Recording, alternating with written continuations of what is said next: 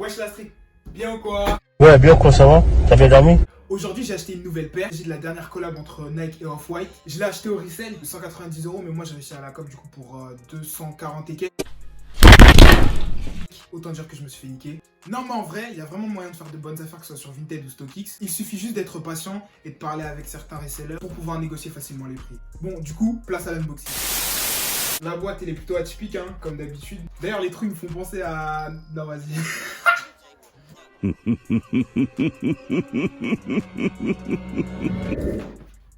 bah du coup on a le papier, hein. on est plutôt habitué. Alors déjà, ce que je kiffe avec la paire, on va pas se mentir, elle est plutôt quali. Tac. Alors déjà de base, je pense que c'est le swoosh. Le swoosh, le fait qu'il soit pas plein et qu'il ressort au niveau des extrémités, je trouve ça grave cool. Ça rend la paire un peu plus sobre. Et franchement, la languette c'est un plus. Le fait qu'elle soit en mousse rembourrée, je trouve que c'est vraiment une valeur ajoutée.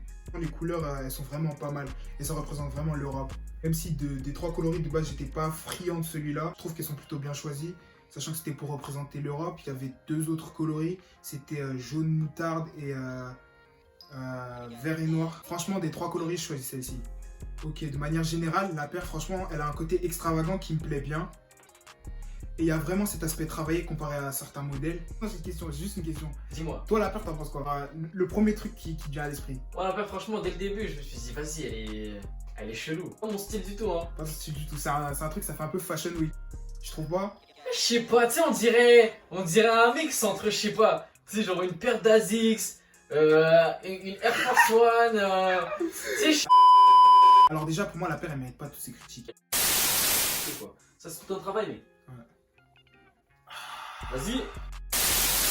Mais je comprends et je pense pouvoir expliquer pourquoi elle subit toutes ces critiques. Alors tout d'abord il y a le zip tie, ça c'est vu et revu. Ensuite il y a le fameux shoes, lacets, tout ça, avec les guillemets qui sous-tendent les gens. Il y a le fameux message Nike, Off-White, nana, from Oregon. Je pense que ça peut saouler la plupart des gens. À chaque collab, toujours la même recette. Zip tie, guillemets, message. Franchement, ça n'en finit pas. On est enfermé dans une spirale infernale qui ne finira jamais. Non mais en vrai, il faut comprendre aussi que c'est la marque de fabrique de Off-White. Maintenant c'est un peu comme une signature. Et de toute façon, la plupart des gens ont tendance à l'oublier. Virgil fait tout le temps du recyclage. Il améliore juste les choses. Après, en deuxième point que je devrais relever, c'est la multitude de collaborations. Parfois elles sont réussies comme The Ten et parfois non comme les Wafer Racers. Ah, je prononce ça à la française comme un fils de pute. On s'en bat les. Mais non, ça en va pas les couilles. Vas-y, comment, du coup, comment on dit le truc? Bah du coup les Wafer Racers. Ah, les... Attends. Ah. Les Rafer Racer? Ouais, là tu l'as bien prononcé. En fait, je pense que pour Off-White, améliorer un modèle, c'est pas un problème. Dès qu'il s'agit de créer quelque chose, ça devient tout de suite beaucoup plus compliqué. Surtout s'il s'agit de partir d'une base de zéro. Dernier point, j'appellerais ça le syndrome Virgil. En fait, j'ai grave cette impression que les gens critiquent la plupart des choses que Virgil fait en ce moment. Des fois, il abuse du bail. Comme la cover de Popso. J'avoue, c'est Ouais, ça c'est un truc de ouf en vrai. KO, wesh. J'avoue que des fois ça c'est grave. Mais il reste quand même un des meilleurs de notre génération. En tant que directeur exécutif ou artistique, il faut quand même accepter que c'est une personnalité assez controversée. Ce qui explique parfois la vie non objective des gens. Mais pour finir, pour moi franchement ça reste une bonne paire. Hein. Bah, de toute façon je l'aurais pas acheté sinon c'est un truc de ouf. Mais tu vois ce que je veux dire. Moi ça reste vraiment une bonne paire. Il mérite vraiment pas toutes ces critiques. Ça reste une paire assez qualitative. Et contrairement à la 4, je lui mettrais même un 15 sur 20.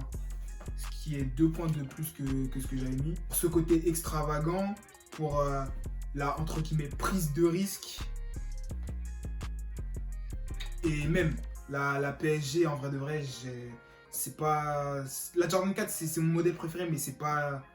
Le coloris, il était pas. C'était en rapport avec les maillots, mais c'était vraiment pas quelque chose qui. Attends, ça veut dire que t'as mis un 13 sur 20 à la Jordan 4? Ouais, la Jordan 4 PSG, j'ai mis un 13 sur 20, gros. Mais t'es un baiser, toi. Mais, gros, la couleur, est-ce que la couleur, elle est bien, mais est-ce que t'as... Ouais, PSG ailleurs, frère, j'ai pas envie de porter un gros logo PSG sur moi. Non, mais ici, c'est Paris. Ici, c'est Paris, mec. Dites à votre pote, wesh. Ils ont perdu la Ligue des Champions, et là, je dis ici, c'est On Paris. s'en bat les couilles, wesh. C'est un ouf. Ici, c'est Paris. Bref, du coup, dites-moi en commentaire ce que vous en pensez. Quelle note metteriez-vous à cette paire? Et enfin, n'hésitez pas à vous abonner, partager, commenter. Je suis là pour répondre. On est là pour débattre. Un dernier mot à rajouter, mon gars? Faut le... Ah voilà, là on parle français. Follow-moi sur Insta les La mecs. cube. Bon, c'est bon, même les cubes. Bon. Bam bam. Ah ouais, Crary, tu t'abonnes pas là, wesh. C'est ça? Wesh, abonne-toi. @KhalilDream, wesh, c'est facile. KALILDREAM. @KhalilDream, ajoute frérot, wesh. Tu joues à quoi? Concentre-toi, wesh. Bref, vas-y, à la prochaine, la street.